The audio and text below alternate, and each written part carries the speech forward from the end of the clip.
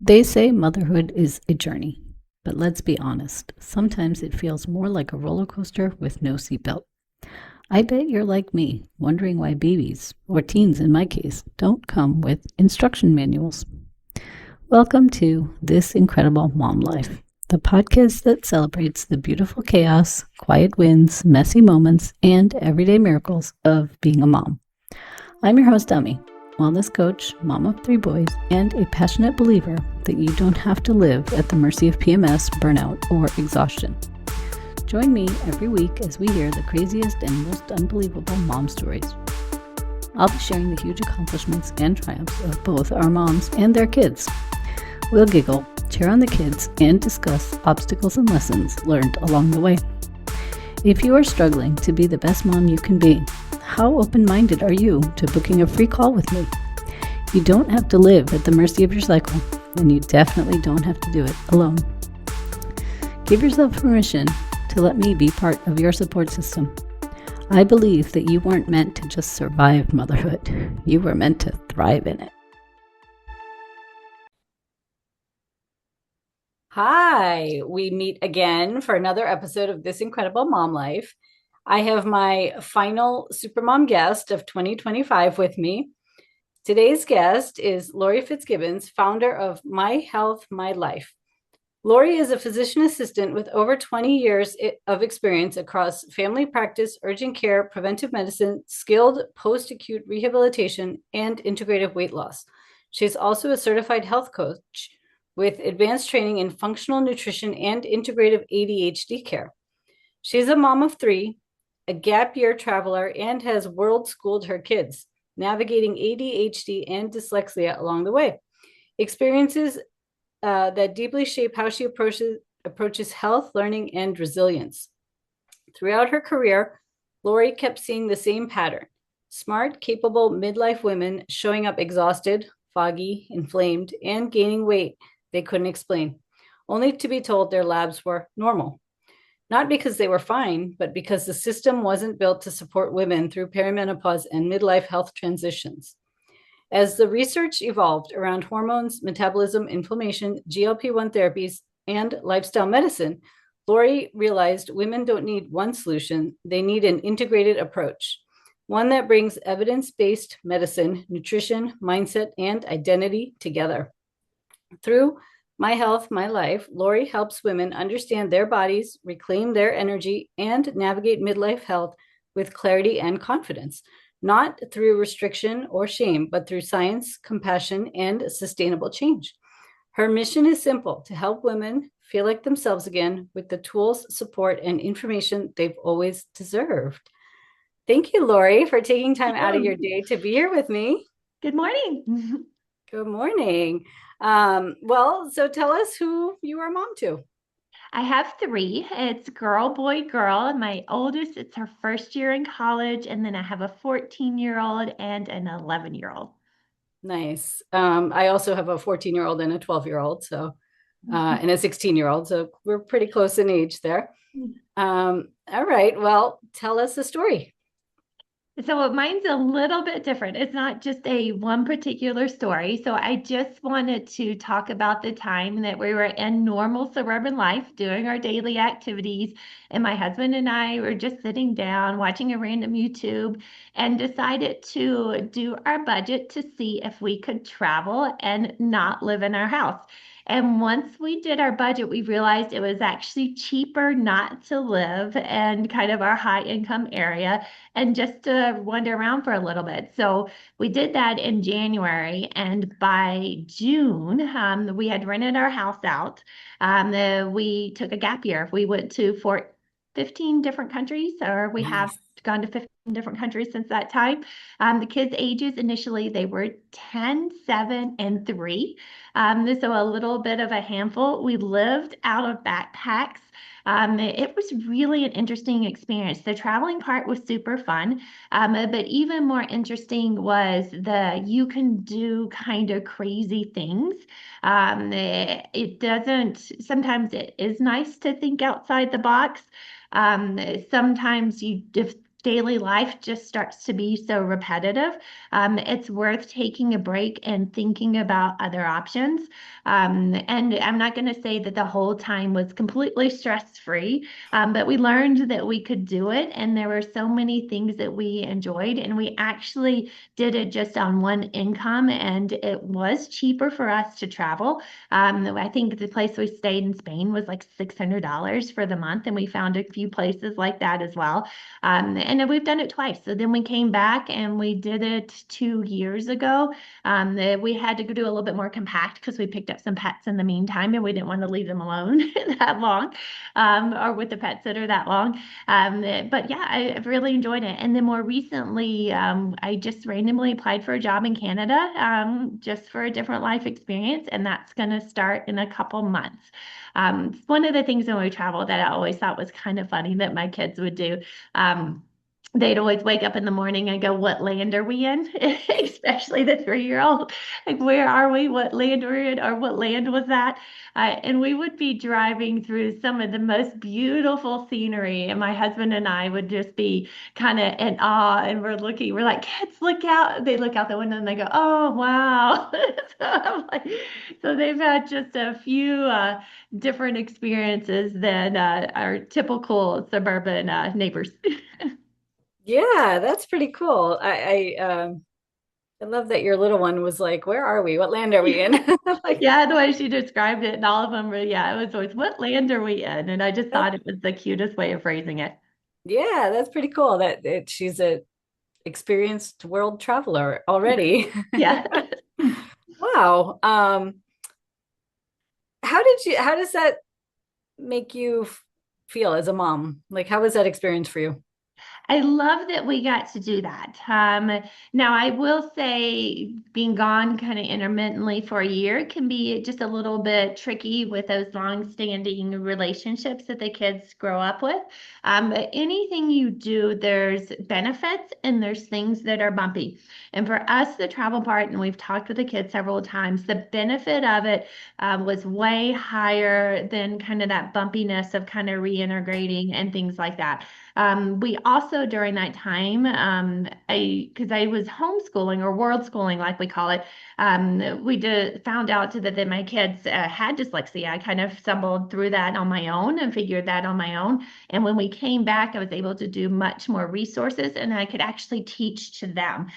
So we did things in quite a bit different way through world schooling. I taught them the way that we teach dyslexia on the reading, and we really went into their passion. So we learned history through being in the museums, through having our hands on things.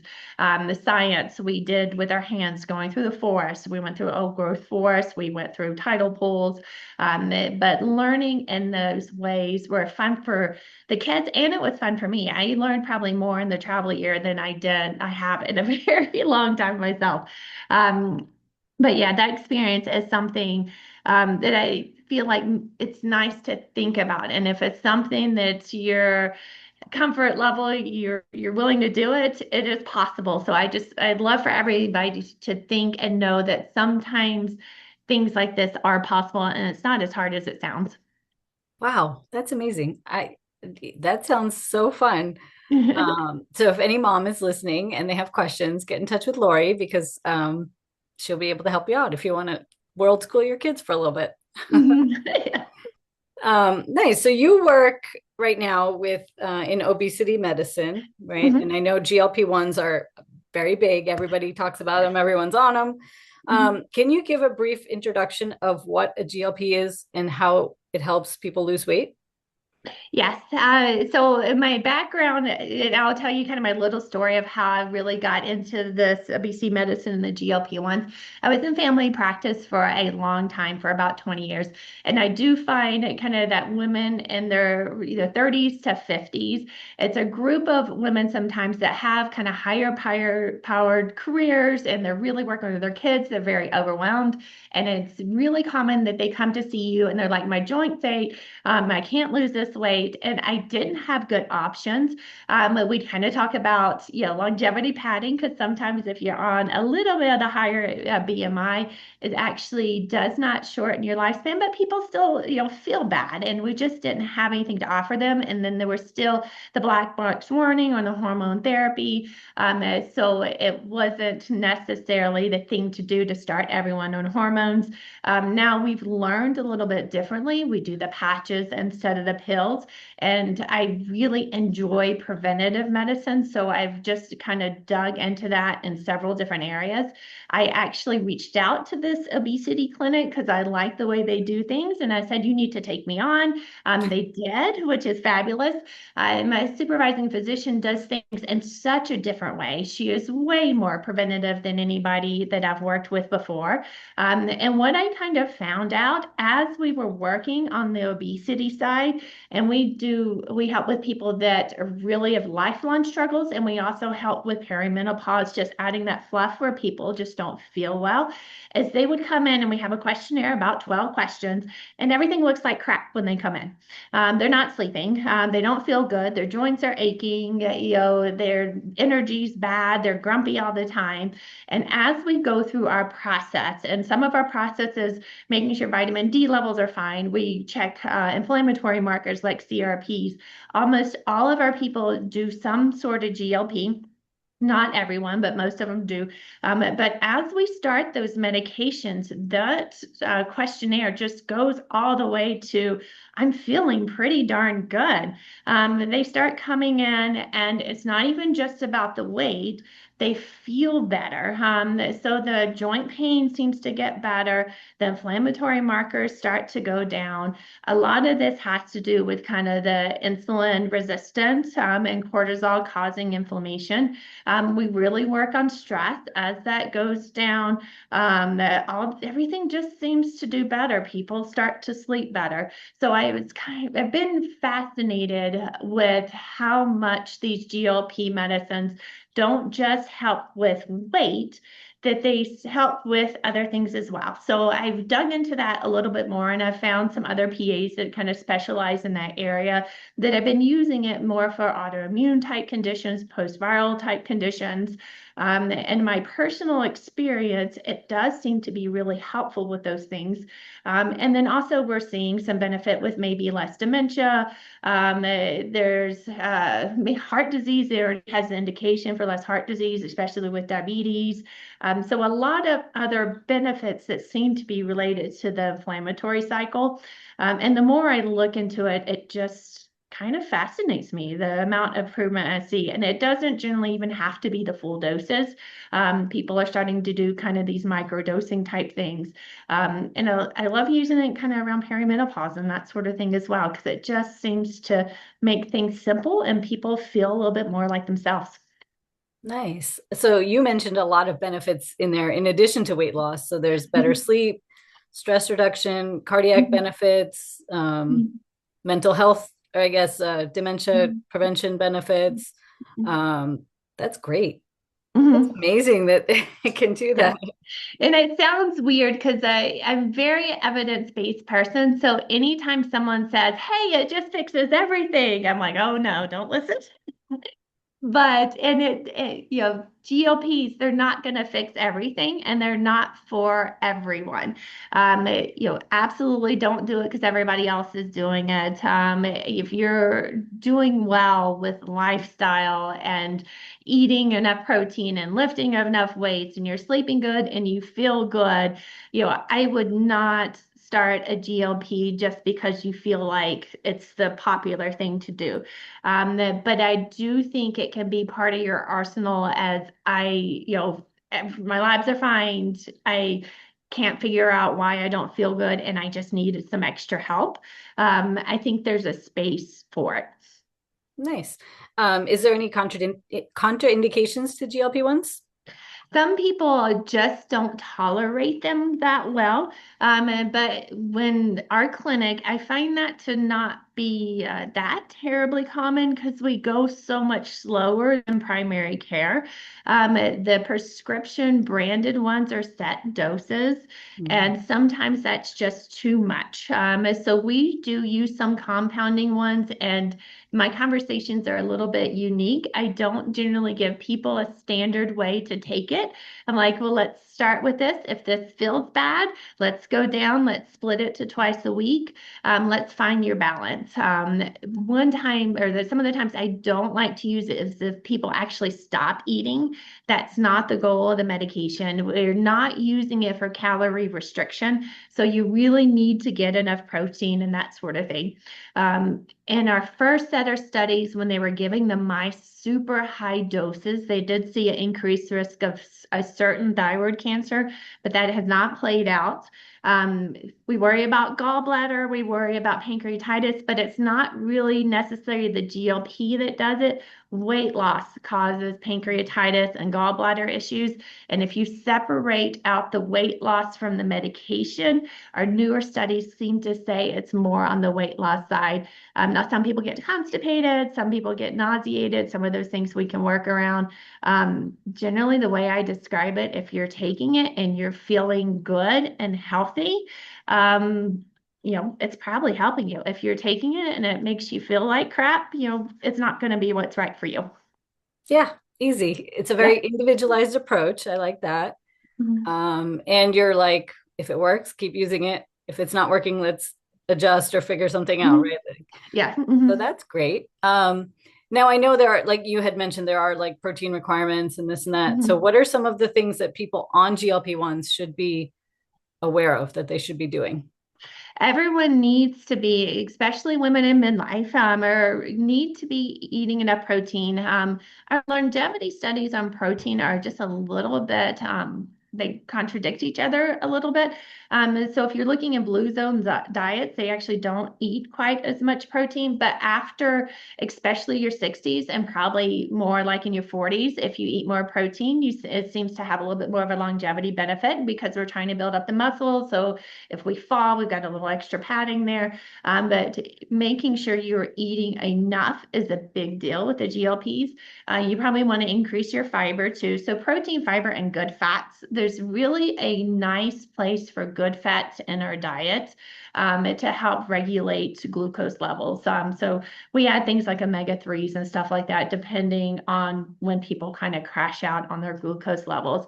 We don't want necessarily high processed things. We don't want necessarily, super high sugar content. We do want to pull those back because sugar can be inflammatory. But those are the main things to look out for. Hair loss is kind of another thing that really can drive people kind of crazy that can be associated with weight loss too. There are some things we can do to try to eliminate that or to decrease that, but that's probably one of the things that drive people more crazy.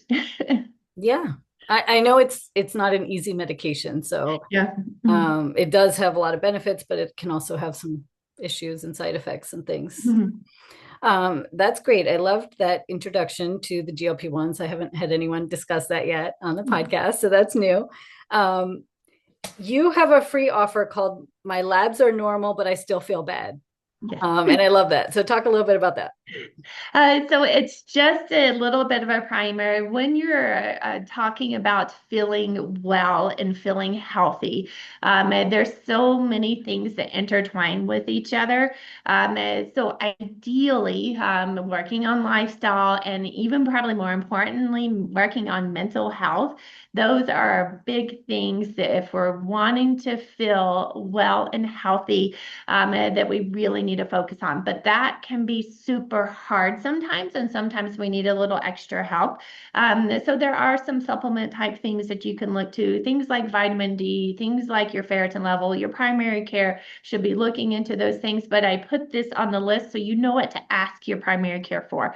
Some primary cares don't go quite into depth, so you can specifically say, hey, can we look at my iron levels, ferritin too? It just kind of starts that conversation with your primary care. And everyone should be having these conversations with your primary care. It's just sometimes hard to figure out what to specifically ask to get your questions heard. And then when those things aren't working, having that conversation about hormone therapy, having that conversation about the GLPs in the primary care can be a little bit tricky because it's going to be the standard dosing. Then it has to have an indication like diabetes or like obesity, whereas some of the other compounding pharmacies are a little bit of that in between. You've got a little bit of flexibility there, but this paperwork goes over nutrition, it goes over mental health, it goes over some supplements to ask your primary care about, it goes over when to ask your primary care about hormones. It just starts that conversation so you can have a better interaction with your primary care. And if that interaction doesn't go that great, then keep looking until you find the primary care that you can have those conversations with. That's so great. So you're helping patients be more informed Yes. and educated when they go in for their visits. That's And more really cool. confident in their visits too. Because even if you're learning and you know what to ask, it can be very intimidating. So this just gives you more confidence to ask those questions you want to ask. Nice. And so I will link the free guide down below. So in the show notes. So if anybody wants it, they can grab it very easily. How can people find you and connect with you? So I'm working on my social media. It's something that I would love to do better at, but I'm working through it. I've got two different accounts on Instagram. One is Lori, the integrative PA, and that'll be linked below, and that's my personal account. I also have a website called My Health, My Life, and my end goal of that is to be an interactive platform for other healthcare providers that are also kind of doing coaching and having courses and resources to kind of make it an all-in-one shop to find these things that are easier to find. I've got one on TikTok that's Fitzgiggles for. It's a little less serious, but I'm going to start to flip it around and do a little bit more medical information on all of those. Nice. And I will put all of the links below so people can connect with you very easily. I think this was a great conversation, a great introduction to GLP-1s, and you have this guide that helps patients be prepared when they go in to see their doctor. So I think that's pretty cool. Yeah, this is fun. Yeah. Thank you again for joining me. And thanks for having me. Yeah, this is enjoyable. I sometimes I talk too much, but it's what I do. No worries. And for my listeners, I have two special episodes coming up for Christmas and New Year. Please make sure you're following the podcast so you will hear the two powerful messages that I have for you. And then we'll be back with guests in 2026.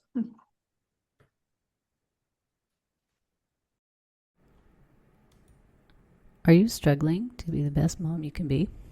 Are you fatigued, overwhelmed, and stressed out? Are you losing precious time with your family because of PMS? If so, sign up for my free gift on how to start living in tune with your monthly cycle. The link to get it is in the show notes below. Use this guide to help you start to eliminate your symptoms of PMS, increase your energy, reduce stress, and fully enjoy this incredible mom life. The way I see it, you have three choices. You can try to figure it all out on your own. You can do nothing and stay where you are, or you can get the customized guidance you need to thrive as a mom. The choice is yours. Thanks for listening to today's episode. I hope you learned something from these stories. If you enjoyed this show, please make sure to subscribe, rate, review, and share this podcast. It really helps this show grow. If you have a mom story you would like to share, click on the link in the description below on becoming a podcast guest. Remember, the content on this podcast is for general information only. It does not replace any medical advice given by your healthcare providers. Please check with your doctor if you have any questions about your specific condition and before starting any new diet or exercise regimen. Thank you, and you will hear from me soon.